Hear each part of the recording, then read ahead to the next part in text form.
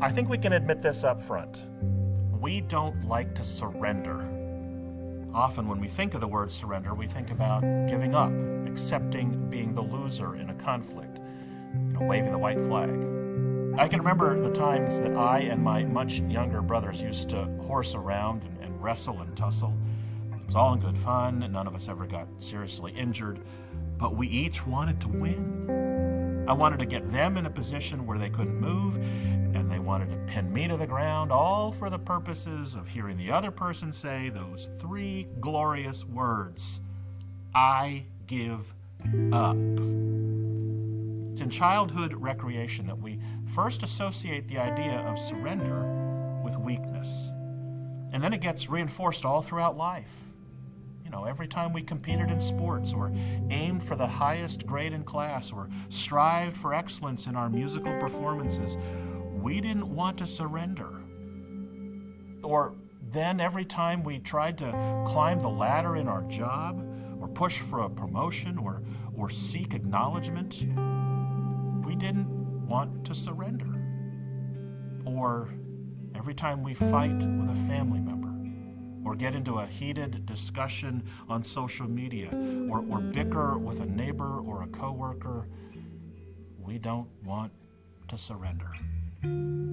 Just ask Zacchaeus. Now, by all impressions, he was a man who, despite his short stature, looked down on everyone. He wanted to be the most successful, most prosperous, most powerful man, even if it meant taking shortcuts to get there. He wasn't about to take a backseat to anyone. And he surely wasn't going to allow other people to get a better view of Jesus when he walked by. So rather than surrender to the crowd, he climbed a tree. That's what you do when you refuse to play second fiddle to someone. You climb on top of them. Well, you know how the story ends. And today you're going to discuss it more deeply in this session. Because you see, somehow Jesus was able to get Zacchaeus to surrender.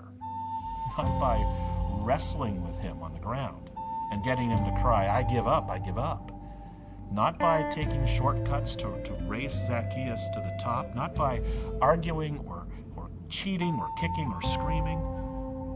No, Jesus calls people to surrender with plain, simple, clear language. Zacchaeus, come on down. I want to hang out. Let's have dinner. There's a disarming quality to God's grace.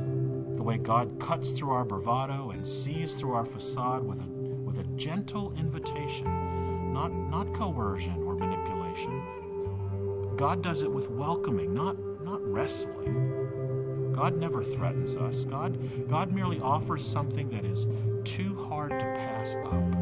A chance to commune with God intimately and deeply and personally. And all we have to do is relax our arms and come down off that tree and stop all the wrestling and just take Jesus by the hand and say, sure, Jesus, come on over to my place. I'd love a chance to talk with you.